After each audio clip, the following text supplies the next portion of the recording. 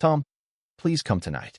My younger brother's voice sounded thin and shaky through the voicemail, like he was freezing to death somewhere instead of lying in a hospice bed 20 minutes away from me. I don't think I have much time left. Then I heard somebody in the background whisper, "He shouldn't be telling you this." The message ended right there. I called him back 3 times. No answer. Then my son Brian texted me 2 minutes later saying, "Dad, don't rush over there tonight. The nurses said Henry's resting." That was the first thing that made my stomach turn because I hadn't told anybody about the voicemail yet. I remember sitting at my kitchen table staring at that message while my coffee went cold beside me. My own son somehow already knew what my dying brother had said to me in private. And when I finally got to the hospice later that evening, Brian was already there standing outside Henry's room looking nervous as hell. "Dad," he said quietly, blocking part of the doorway with his body, "maybe you should head home early tonight. You look tired."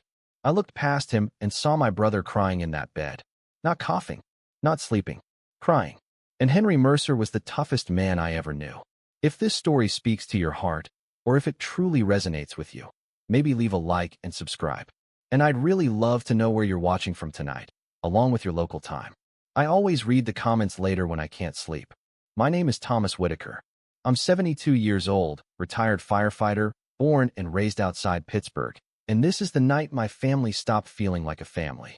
Looking back now, I think the damage started long before the hospice, long before the warning, long before midnight. But that was the night I finally saw it clearly. It had been raining all afternoon when I drove over to St. Agnes Hospice Care in Monroeville. Cold October rain, the kind that turns the parking lot into black mirrors under the streetlights. I remember sitting in my truck for a minute before going inside because I already knew what I was walking into. My brother Henry was dying. Lung cancer and heart failure together. The doctors had stopped using hopeful words about 2 weeks earlier. They started saying things like comfortable and peaceful instead. Those words scare me more than yelling ever could.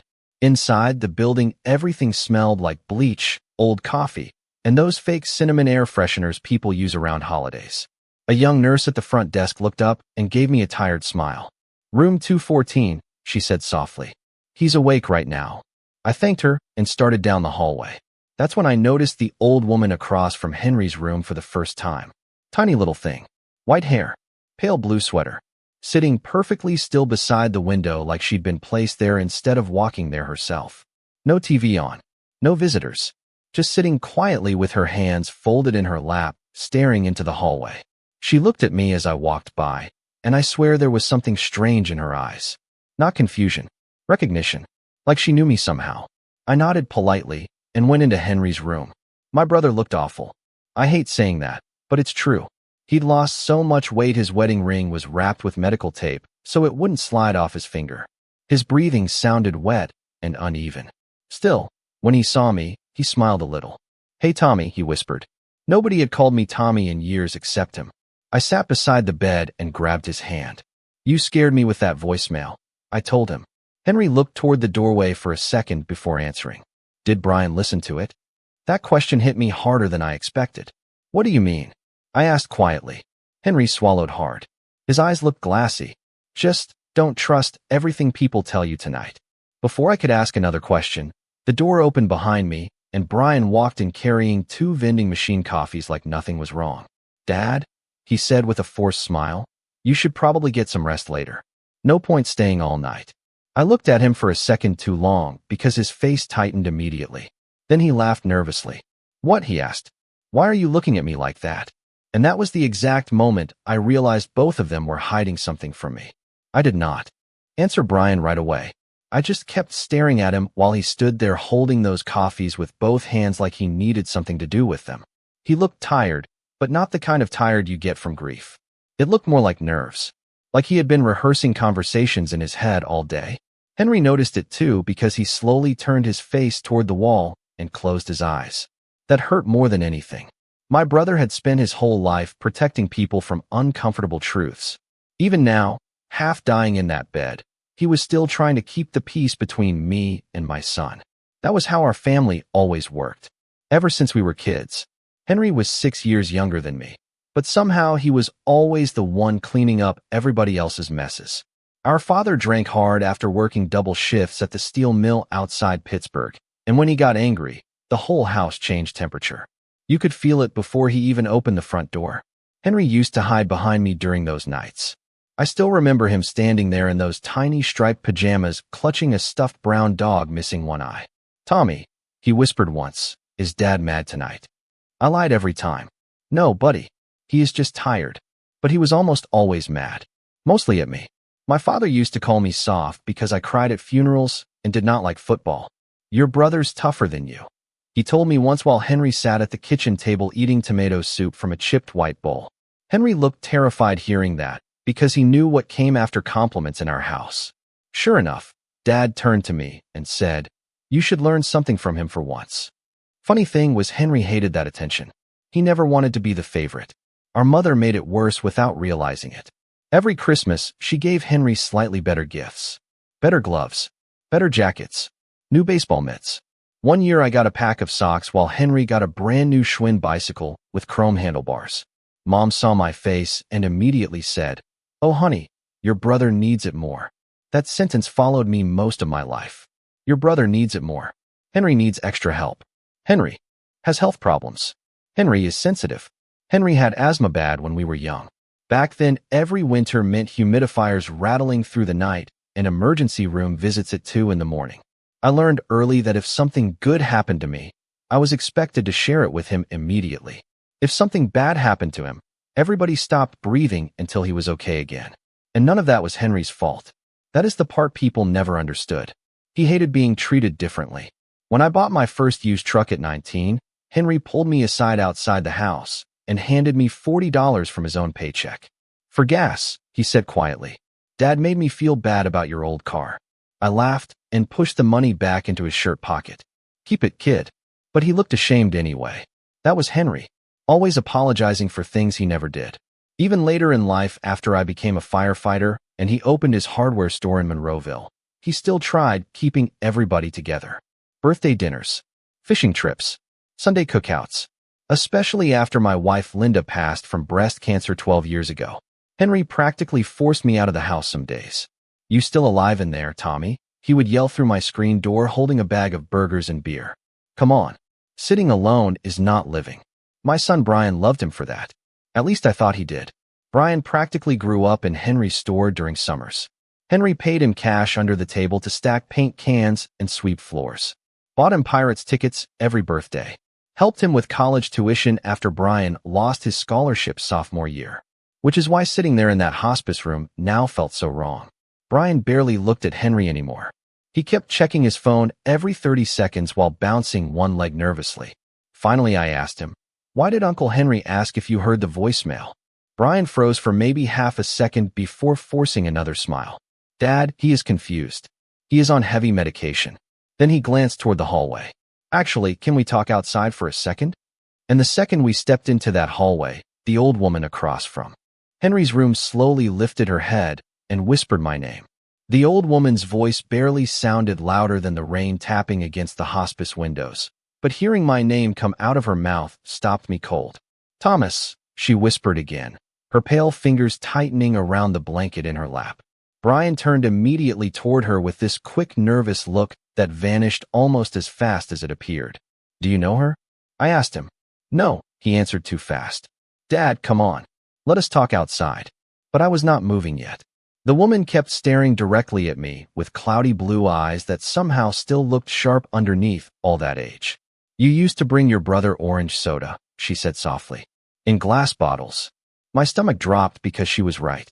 Every Friday after high school football practice, I used to stop at Russo's Market and buy Henry orange Nay soda because it was the only thing that settled his stomach after asthma treatments.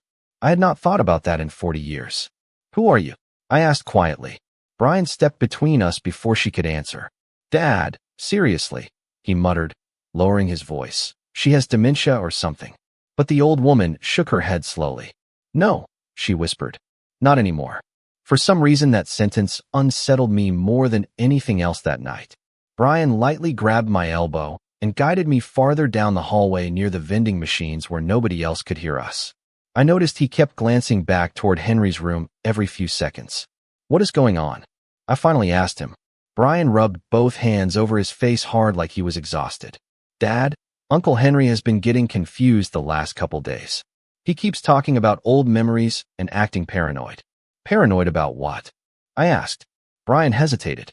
Money stuff mostly. I stared at him. What money stuff? Dad, come on, he sighed. You know Uncle Henry always worried about what happens to the store after he dies. That part was true. Henry's hardware store had survived nearly 30 years while every big chain store slowly swallowed up places like it. He loved that little store more than some people love their own children. But something still felt wrong. Brian kept talking too carefully, like every sentence had been rehearsed. He asked me to help organize some paperwork last week, he continued. Power of attorney stuff. Bills. Taxes. Normal things. Why did he not ask me? I said before I could stop myself. Brian looked away immediately. Dad, honestly?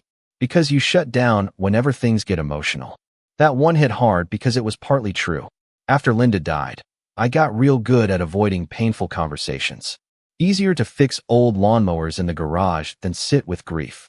Easier to keep busy than admit loneliness. Brian softened his voice after seeing my face. I am not attacking you, he said quietly. I am just trying to help everybody through this. Normally, I would have backed down right there. That was my old habit. Keep the peace. Avoid conflict. Let things slide. But something about tonight felt different. Maybe it was Henry crying earlier. Maybe it was that old woman knowing things she should not know. Or maybe I was just too tired to pretend anymore. Then answer me honestly, I said. Why did Uncle Henry sound scared on that voicemail? Brian opened his mouth, but no words came out at first. Just for a second, I saw pure panic cross his face. Then his phone buzzed loudly in his pocket, and he nearly jumped. He looked down at the screen fast before locking it again. Too fast. But I still caught part of the message. Is he leaving yet? My chest tightened instantly. Who sent that? I asked. Nobody, Brian replied. Work stuff. I held my hand out calmly. Let me see the phone. Brian actually laughed a little. Dad, seriously? Let me see it. The hallway suddenly felt very quiet around us. Even the rain outside seemed softer somehow. Brian slowly slid the phone back into his pocket instead. I think you should go home tonight, he said flatly. You are exhausted, and this is not helping Uncle Henry. For the first time in my life, I looked directly at my son and said, no. Brian blinked like he genuinely did not know how to react to that word coming from me. Then behind us, down near Henry's room, I heard the old woman speak again, this time louder. Thomas, she called weakly. They are running out of time. Brian turned toward the old woman with a look I had never seen on his face before. Not annoyance. Fear.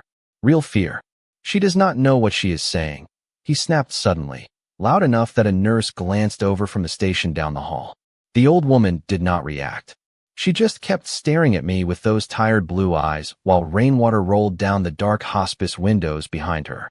Thomas, she whispered again, slower this time. Please listen to me.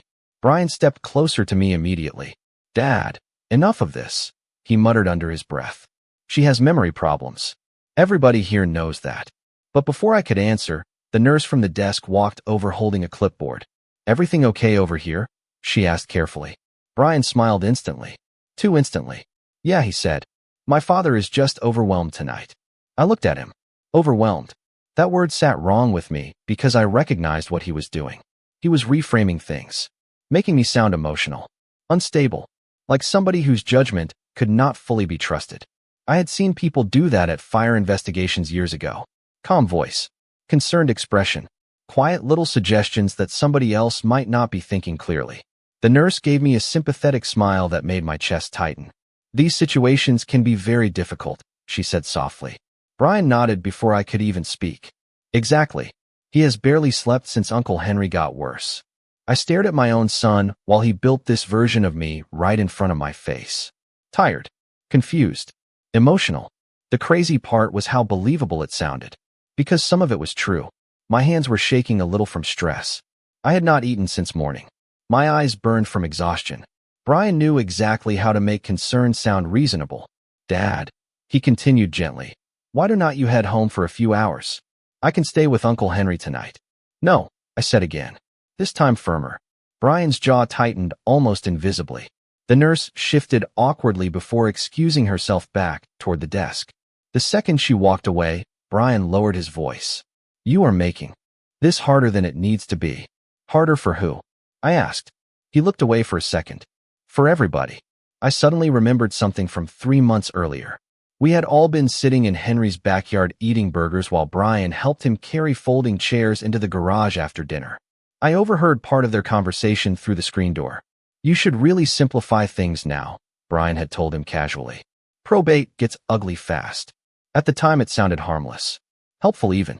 But standing here tonight, that memory landed differently. How long have you been handling Uncle Henry's paperwork? I asked quietly.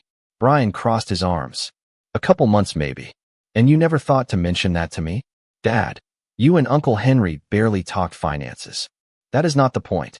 Then what is the point? He snapped suddenly. His voice echoed harder than he intended down the hallway. A couple doors opened slightly before closing again.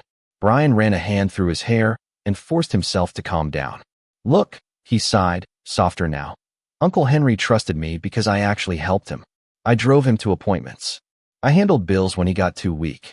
Where were you? That one hit deep because part of me already feared the answer. I had been there emotionally for Henry my whole life. But physically these last few months? Not enough. After retirement, I got into routines. Quiet routines. Hardware store coffee at 6 in the morning. Watching old baseball games alone. Fixing things around the house nobody asked me to fix. Meanwhile, Brian had stepped in more and more. Driving Henry places. Bringing groceries. Helping at the store. I had even thanked him for it. You think I did not notice? Brian continued. Every time things got serious, you disappeared into your garage. I opened my mouth, but nothing came out because shame has a way of stealing words from you. Brian saw it immediately and softened his face again. Dad, he said quietly, placing a hand on my shoulder. I am trying to protect this family. And for one terrible second, I almost believed him. Then behind us, Henry's room monitor suddenly began beeping rapidly. Both of us turned at the same time. Nurses rushed past us down the hallway. And standing across from Henry's doorway, the old woman slowly shook her head at me like she already knew this was coming. The nurses closed Henry's door for almost 15 minutes while I stood in that hallway feeling completely useless. Nobody would tell me anything except, please wait over here, sir. Brian stayed near the nurses' station talking quietly with one of the staff members while I sat alone beside a fake plant under those awful fluorescent lights. Every now and then he looked over at me with this expression that almost looked like pity. That bothered me more than anger would have. Around 10 o'clock a doctor finally stepped out and told us Henry had stabilized for now. His oxygen dropped suddenly, she explained. But he is resting again. Resting. There was that word again. Brian immediately thanked her like some concerned spokesman for the family while I just nodded silently. Then he walked over and sat beside me for the first time all night. Dad, he said carefully, maybe after all this settles down, you should think about selling the house. I looked at him slowly. What? It is too much for one person now. He spoke gently, almost casually. The stairs. The maintenance. You should simplify things. I stared at the rain outside the lobby windows for a long moment before answering. Your uncle is still alive. Brian sighed quietly. That is not what I meant. But it was exactly what he meant. I could feel it now. Everybody around me was already rearranging the furniture while Henry was still breathing. Around 10:30, I tried talking to Henry alone again, but one of the nurses stopped me at the door. He needs quiet right now, she said politely. 10 minutes later, I watched Brian walk into the same room, carrying paperwork in a manila folder. I stood up immediately. What is that? Brian looked startled seeing me there. Just insurance documents. At 10:30 at night? Dad, relax. Relax. Another word people use when they want you to stop noticing things. I walked toward the room anyway, but the nurse gently blocked the doorway again. Only one visitor at a time right now. Brian gave me a tight little smile before disappearing inside with the folder. I sat back down feeling something ugly building in my chest. Not rage exactly. Worse. Realization. The kind that arrives slowly enough for you to argue with it. I pulled out my phone and called my daughter Melissa, hoping maybe I was imagining all this. Maybe she knew something normal I did not. She answered on the third ring, sounding distracted. Hey Dad, did Brian tell you Uncle Henry was handling legal paperwork with him? Silence. Just for a second. Then, I thought you already knew. My stomach sank. Knew what? Melissa lowered her voice immediately. Dad, Brian said Uncle Henry updated some estate stuff last month because you did not want the responsibility anymore. I actually laughed a little when she said that because it sounded so insane. I never said that. Another silence. Longer this time. Well, she replied carefully. That is what Brian told us. Us. Not her. Everybody. I suddenly realized these conversations had been happening around me for weeks, maybe months, while I stayed completely blind to it. Quiet little narratives. Tiny explanations. Dad is overwhelmed. Dad does not handle stress well. Dad wanted less responsibility.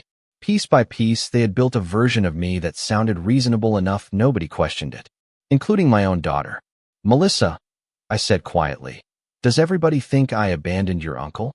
No, she answered quickly. Too quickly. Of course not. But I could hear hesitation underneath it. I thanked her and hung up before she could say anything else. Then I tried calling my nephew Aaron because he worked part-time at Henry's hardware store. Straight to voicemail. I texted him asking if Brian had been handling business paperwork there too. No response. 5 minutes later my message showed as read. Still nothing.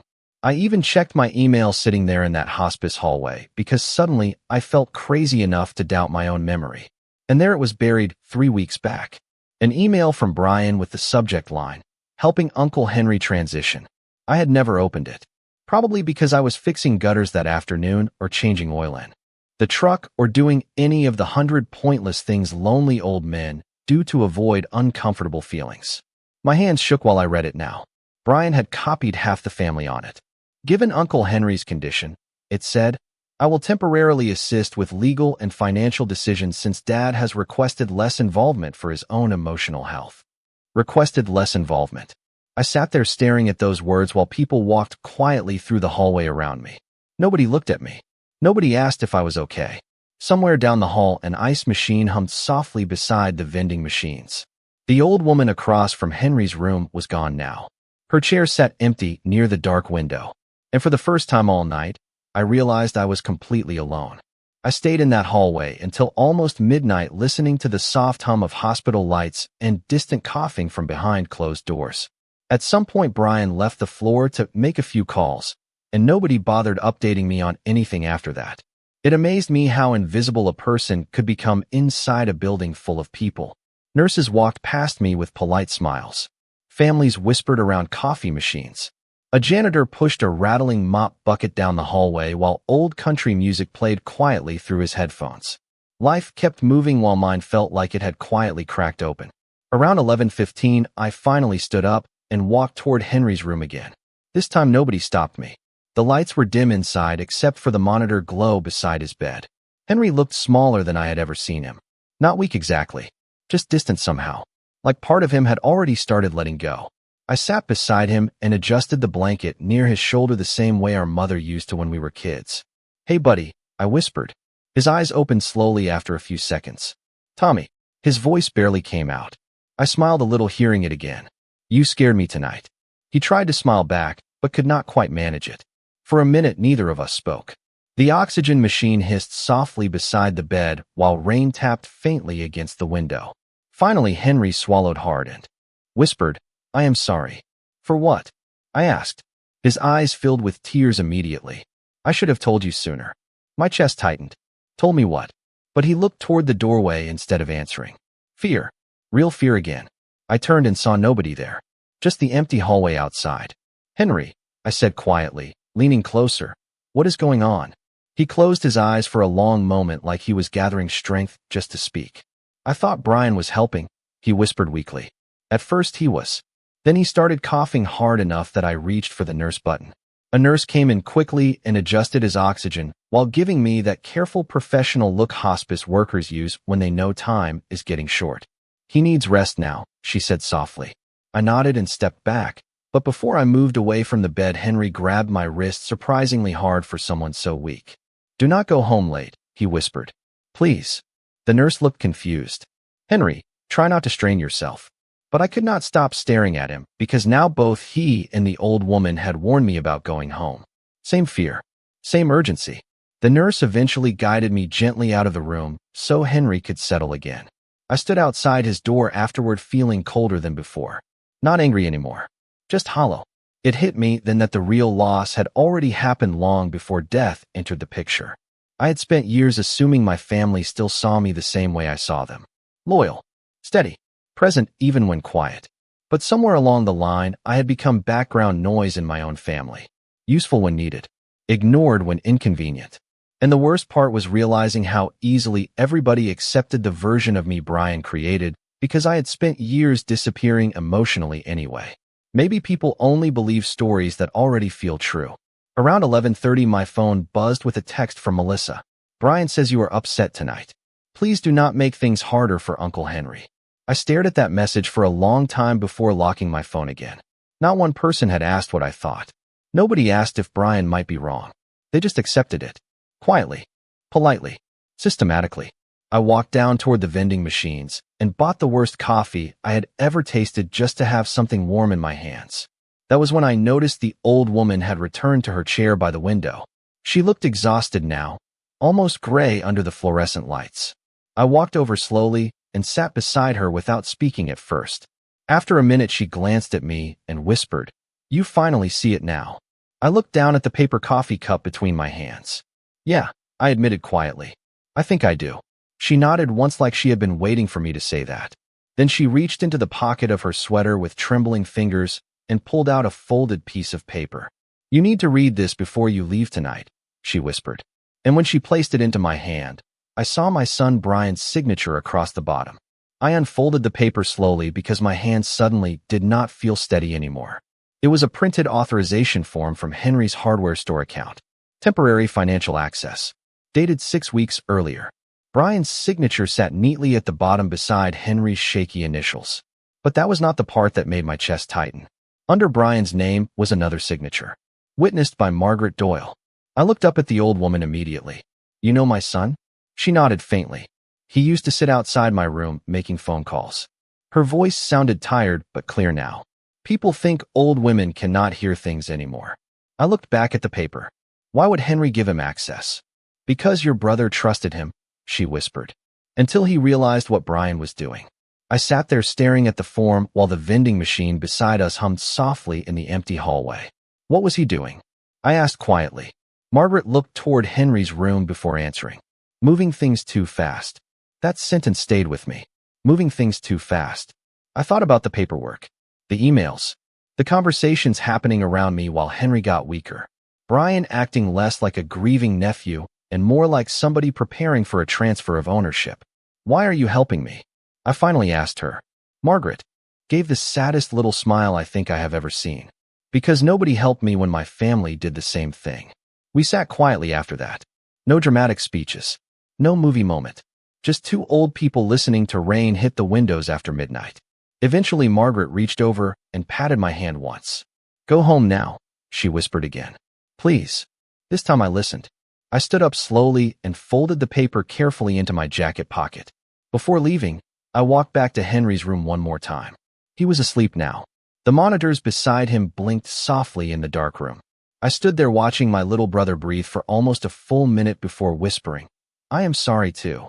Then I left the hospice and drove home through cold October rain with my headlights cutting through empty Pennsylvania streets. The whole drive back, I kept replaying things in my head. Tiny moments from the last year that suddenly looked different now.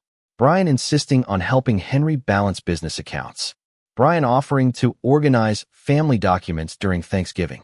Brian encouraging me to simplify my own finances after retirement. At the time, it all sounded responsible, helpful, adult.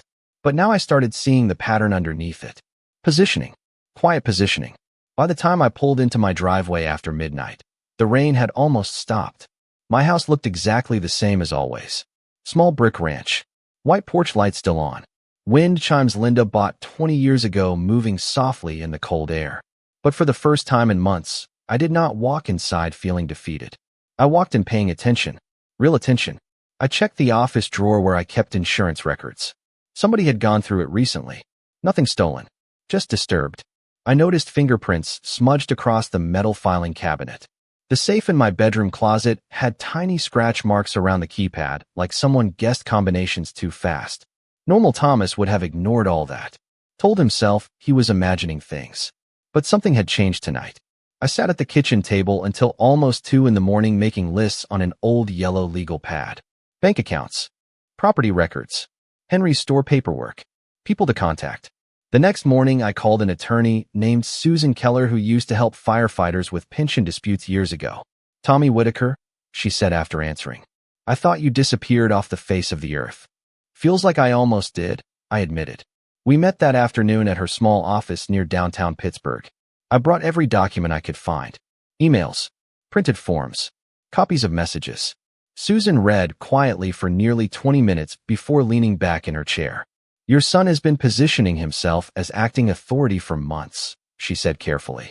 Hearing somebody else say it out loud made everything feel real in a way it had not before. Can he legally do that? I asked. Susan adjusted her glasses. Only if your brother knowingly granted full authorization. And based on these signatures, she tapped the page slowly. I am not fully convinced he understood what he was signing. I looked down at my hands. Old firefighter hands. Burn scars near my thumb. Arthritis in 2 fingers. Hands that spent years fixing everybody else's emergencies while quietly ignoring my own life falling apart. Susan slid the paperwork back toward me. Thomas, she said gently, you still have time to stop this. But you need to move quickly. And for the first time in a very long time, I felt something I had not felt since before Linda died. Purpose. The next few days stopped feeling like grief and started feeling like work. Real work. Focused work. The kind I used to understand back at the fire department when panic killed people faster than flames ever did. Susan Keller moved quickly once I gave her access to the documents. She contacted Henry's bank, requested temporary review holds on major transfers, and filed legal notices preventing ownership changes at the hardware store until Henry could be properly evaluated again. I spent 3 straight mornings driving between the hospice, Susan's office, and Henry's store carrying folders in a worn leather briefcase I had not touched since retirement. Funny how fast old instincts come back when somebody finally gives you a reason to stand up again. By Friday morning, I was wearing my old Navy firefighter jacket because the weather turned colder and people started looking at me differently the second they saw the Pittsburgh Fire Bureau patch on my shoulder. Not because I wanted attention, just because confidence changes posture. Voice. Eye contact. Even silence sounds different when you stop apologizing for existing. At Henry's store, the employees looked nervous when I walked in. A young cashier named Tyler nearly dropped a box of nails when he saw me. Mr. Whitaker, he said quickly, Brian already handled payroll this week. I am sure he did, I answered calmly. Can you tell him I need to review the account records? Tyler hesitated. Brian said only he should access the office now. I looked around the store slowly. Same old smell of lumber, fertilizer, and machine oil. Same faded pirate's calendar hanging near the register. Henry built this place over 30 years, one customer at a time, and suddenly my son was acting like gatekeeper of it all. Tyler, I said quietly, whose name is on the front sign outside? Henry Whitaker Hardware, he answered. Exactly. I smiled a little. Then until my brother says otherwise, nobody tells me where I can stand in this building. The kid looked relieved hearing somebody finally say it out loud. Inside the office, I started noticing little things immediately. New passwords taped under drawers. Missing folders. Recent printouts involving property tax assessments and liquidation estimates. Liquidation. That word sat heavy in my stomach. Brian was preparing for closure already. Around noon, he finally showed up carrying takeout coffee and froze the second he saw me sitting behind Henry's desk. Dad, he said carefully, what are you doing here? Working, I answered simply. He set the coffees down harder than necessary. You cannot just come in and start interfering with operations. I leaned back slowly in Henry's old office chair. Funny, last week everybody kept telling me I was not involved enough. Brian stared at me for a second without answering. He looked exhausted now. Dark circles under his eyes. Wrinkled clothes. Pressure was getting to him. Good. Susan. Keller contacted the bank this morning. He finally said. You went behind my back. No, I corrected him calmly. I went beside you. That silence afterward felt different from our earlier arguments. Less emotional. More dangerous. Brian studied me carefully like he was trying to figure out when I stopped being predictable. Dad, he sighed eventually. You do not understand how complicated all this is. Then explain it. Uncle Henry wanted things streamlined before he stopped himself. Before he dies. Neither of us said the words. I opened one of the folders on the desk and slid a document toward him. Then why was a liquidation consultant contacted 3 days before Henry even entered hospice? Brian's face changed instantly. Not guilt exactly. More like irritation at getting caught too early. That was just preliminary research, he muttered. By who? He did not answer. I realized then this was no longer just about grief or confusion or family tension. Plans had already been moving quietly underneath all of us for a while now. Structured plans, adult plans, financial plans. And somehow I had finally stepped back into the room before everything finished locking into place. Later that afternoon, I visited Henry again at the hospice. He looked weaker, but more awake than before.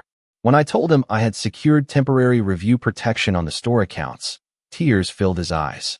Tommy, he whispered, you always were the one who showed up when things got bad. I almost laughed hearing that because for years I believed the opposite. But maybe grief had distorted more than just my confidence. Maybe disappearing emotionally for a while did not erase an entire lifetime of loyalty.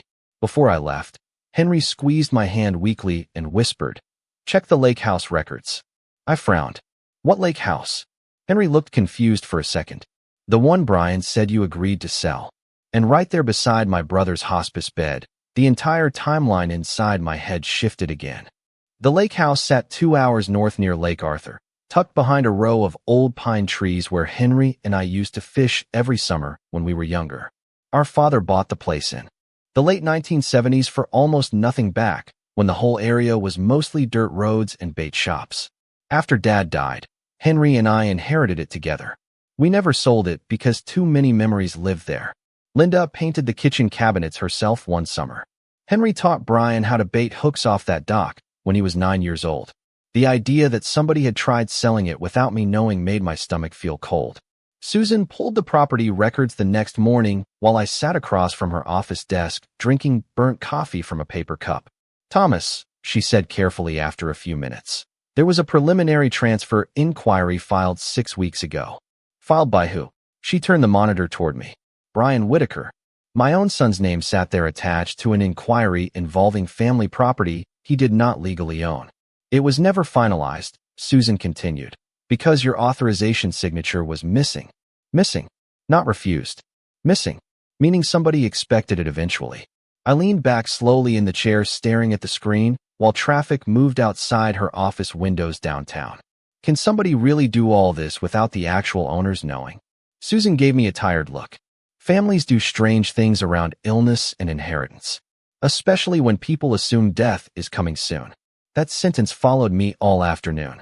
Assume death is coming soon. By the time I drove back to the hospice that evening, the sky over Monroeville had turned dark gray again with another storm moving in. The parking lot looked slick under the streetlights, just like the first night. Funny how quickly places become emotionally loaded. A week ago, I walked into this building scared of losing my brother. Now I walked in knowing I might lose my son too. The night nurse at the front desk smiled when she saw me. Room 214, she said softly. Your brother has been asking for you. That felt different now too. People spoke to me differently lately. More direct. More respectful somehow. Not because I demanded it.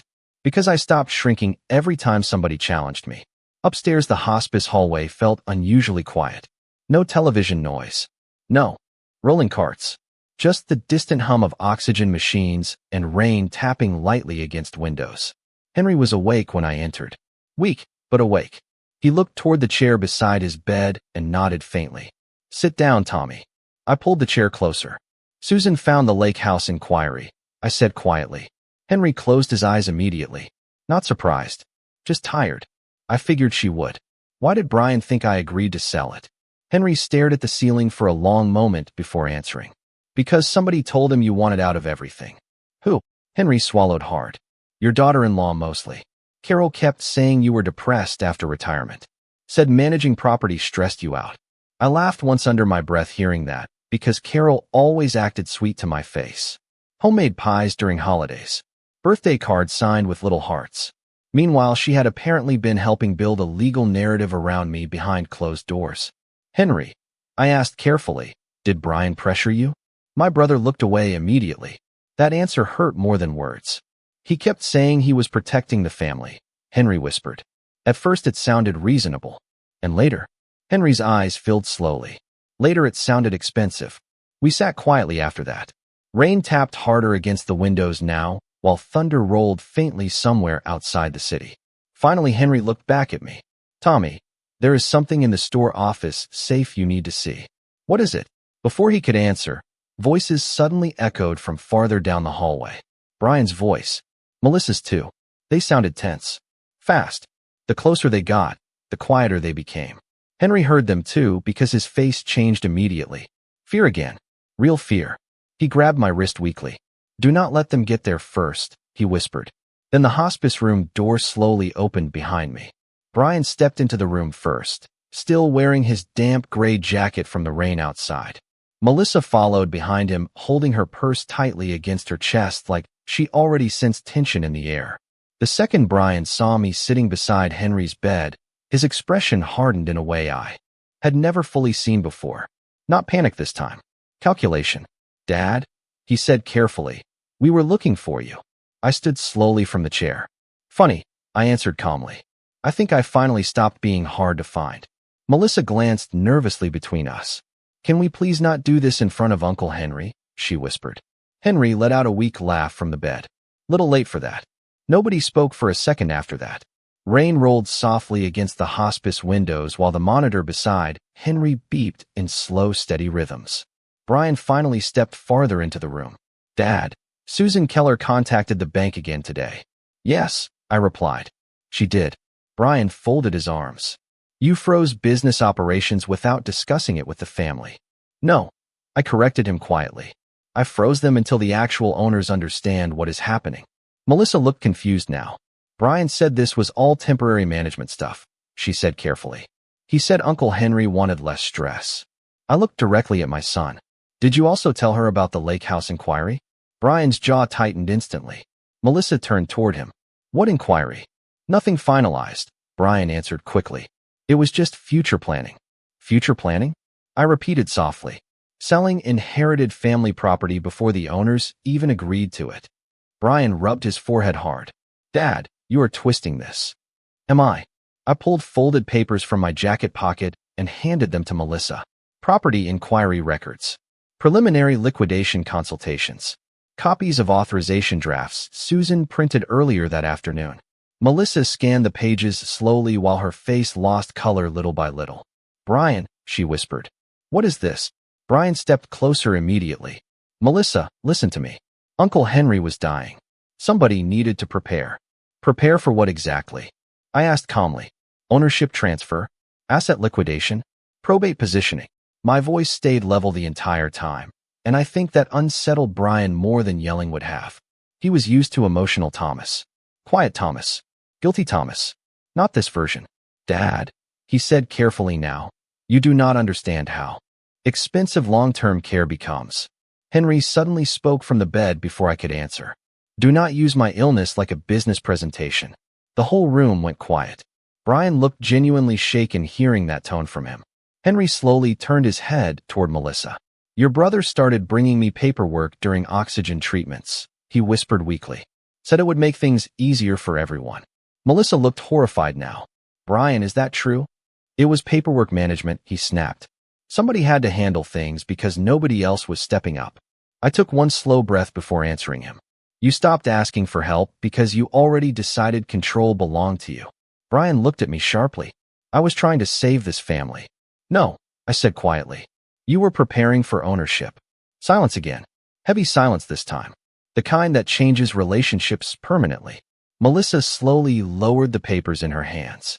"Did Dad really agree to sell the lake house?" she asked. Brian hesitated too long. That was enough.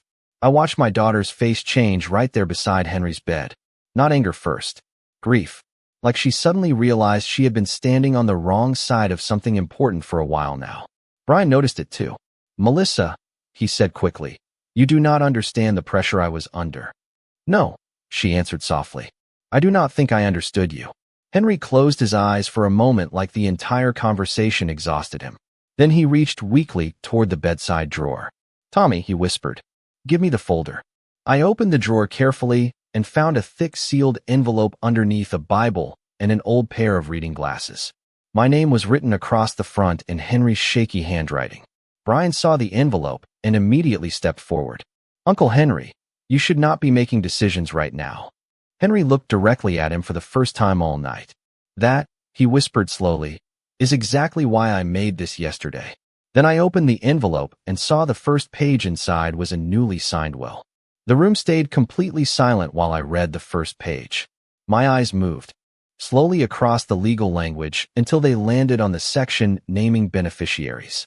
Henry had removed Brian entirely, not reduced his share, removed him.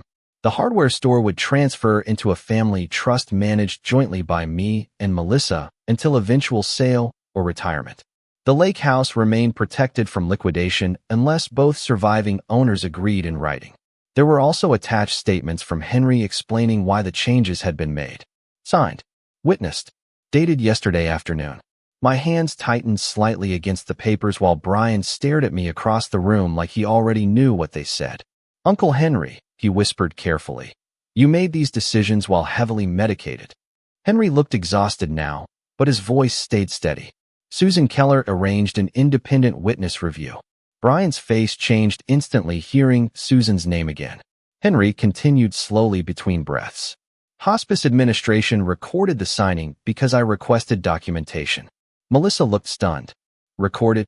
Henry nodded weakly toward the envelope. I reached inside again and found a small flash drive taped beneath the paperwork. Your uncle asked for legal protection after he realized documents were being prepared without his full understanding, I said quietly. Brian looked at me sharply. Dad, you really think I was trying to steal from him? I held his gaze for a long moment before answering. I think somewhere along the line you stopped separating helping from controlling. Melissa sat down slowly in the chair near the window looking pale. Brian, she whispered, why would you not tell us about any of this? Brian rubbed both hands over his face hard. Because nobody else was doing anything. That is not an answer, she replied softly. He looked toward me then. You want honesty? His voice sounded tired more than angry now. Fine. I watched this entire family fall apart after Mom died. Dad disappeared emotionally for years. Uncle Henry kept holding everything together while getting sicker and sicker. Somebody had to think ahead. Thinking ahead is not the problem, I answered calmly. Deciding ownership before conversations happen is the problem. Brian opened his mouth but stopped himself. I could see the conflict in him clearly now. Part entitlement, part resentment, part genuine belief that he had earned authority by being the most involved person in the room. That was what made the whole thing sadder than simple greed. He had convinced himself he was justified. Melissa looked down at the paperwork in her hands again. You told me Dad agreed to step away from family responsibilities. Brian exhaled slowly. Because that is what it looked like. That one hurt because I understood why he believed it. Grief does strange things to people over long periods of time. Mine had looked like withdrawal, silence, distance, years of avoiding difficult conversations because they reminded me too much of losing Linda. Somewhere along the line, my silence became permission for other people to start making decisions around me. But understanding something does not erase consequences. I stepped closer to Brian slowly. Listen carefully, I said quietly. You are still my son. Nothing changes that. But from this point forward, every financial discussion involving Henry, the store, the properties, or this family happens transparently with attorneys present. No private paperwork. No side conversations. No assumptions. Brian stared at me for a long moment before nodding once. Barely. Not agreement exactly. More like recognition that control had shifted. Melissa wiped at her eyes quietly beside the window. I should have asked more questions, she whispered. I should have called you. I looked at her gently. You believed somebody you trusted. Henry suddenly let out a weak breath that sounded almost like relief. Good, he whispered. Finally. A nurse entered then to check his oxygen levels and gently encouraged everybody to keep things calm. The room slowly settled after that, but the emotional weight stayed there hanging between all of us. Brian stood near the doorway with his hands in his pockets, avoiding eye contact now. Melissa remained seated, quietly reading portions of the new will again, like she still could not fully process it. I walked over and adjusted Henry's blanket near his shoulder. He looked exhausted beyond words. You should rest, I told him softly. Henry gave a tiny nod before looking toward me one last time. Tommy, he whispered, there is still something you do not know. I frowned slightly. About what? But before he could answer, his monitor suddenly started beeping again, and the nurse turned quickly toward the machine. The nurse adjusted Henry's oxygen, and the monitor slowly settled again after a long, tense minute that felt much longer than it probably was. Nobody in that room moved while we waited for the beeping to calm down. Rain still tapped softly against the hospice windows, but now it sounded farther away somehow. Henry looked exhausted after the episode. His skin had turned pale gray under the dim lights, and for the first time all week, I realized my little brother truly did not have much time left. He opened his eyes slowly and looked toward me again. In the safe, he whispered carefully between breaths, "Bottom drawer, behind the old fishing licenses." I nodded once. "Okay." Brian shifted near the doorway like he wanted to speak, but no words came out. I think he finally understood that whatever happened next was already outside his control. Melissa quietly stepped beside me near the bed and touched Henry's hand. "We are here," she whispered. Henry gave the smallest little smile hearing that. The next morning, I went straight to the hardware store before sunrise. The town still looked half asleep under cold October fog. I unlocked the front door using Henry's old brass key and stood there for a second breathing in the familiar smell of sawdust, coffee, and machine oil. Some places hold entire lifetimes inside them. That store was one of those places. In the office, I opened the safe exactly where Henry said. Behind a stack of expired Pennsylvania fishing licenses was another sealed envelope along with a small digital recorder. The recorder contained nearly 2 hours of conversations Henry had secretly recorded over the previous month after becoming suspicious about the paperwork Brian kept bringing him. No screaming, no movie villain confessions, just calm conversations that slowly revealed intent. Discussions about estimated property values, timing probate, selling the lake house before maintenance costs piled up. At one point, Carol even said quietly, "Your father will probably sign anything if you catch him on a bad day emotionally." Hearing that sentence hurt more than anger ever could. Not because strangers betrayed me, because family studied my grief closely enough to use it strategically. Susan helped submit copies of everything to the attorneys handling Henry's estate review that same afternoon. After that, things moved quickly and quietly. Brian voluntarily stepped away from all financial authority before formal legal action became necessary. Carol stopped calling entirely. Melissa apologized to me more than once, but after a while I asked her to stop because guilt does not rebuild trust nearly as much as honesty does. And slowly, over the next several weeks, something strange happened inside our family. The pretending stopped. Conversations became uncomfortable sometimes, but they also became real for the first time in years. Henry passed away peacefully 11 days later, just after sunrise with me and Melissa beside him. Brian came to near the end. He stood quietly near the window, looking smaller somehow. Before Henry lost consciousness completely, he looked toward his nephew and whispered one final sentence.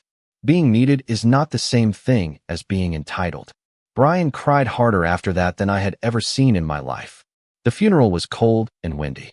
Late autumn leaves blew across the cemetery roads while old firefighters from my department stood beside hardware store employees holding coffee cups in gloved hands. After the service, Tyler from the store walked over and handed me Henry's old employee nameplate from behind the register. Henry Whitaker.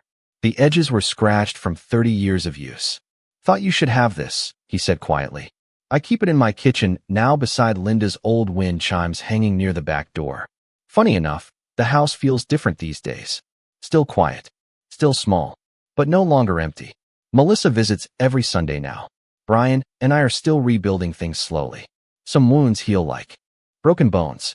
Others heal like burned wood. The shape remains, even after the fire goes out. But I learned something through all this that I wish somebody taught me years ago. Silence does not keep families together. Boundaries do. Honest conversations do. Protecting your peace, your finances, your name, and your emotional well-being is not selfish. It is necessary, especially when people mistake your kindness for permission. If you are listening to this tonight while feeling manipulated, overlooked, emotionally exhausted, or quietly erased inside your own family, please hear me when I say this. Losing yourself slowly is still losing yourself. Trust your instincts when something feels wrong.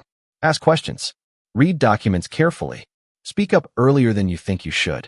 And do not let guilt convince you that protecting yourself makes you a bad person. Sometimes God, or maybe just life itself, sends warnings through the most unexpected people. Mine came through a lonely old woman sitting quietly across a hospice hallway. I never saw Margaret Doyle again after that first night. A nurse later told me she passed away peacefully 2 days after Henry. No visitors, no family, just silence. But I still think about her sometimes whenever the wind chimes move outside my kitchen window late at night. My name is Thomas Whitaker.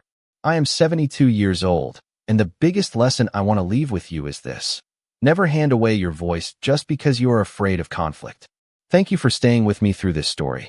Truly, I think a lot more people are carrying silent family pain than we realize, and maybe hearing someone else survive it makes the weight feel a little lighter tonight. If this story meant something to you, feel free to leave a comment sharing where you are watching from and what time it is where you are right now.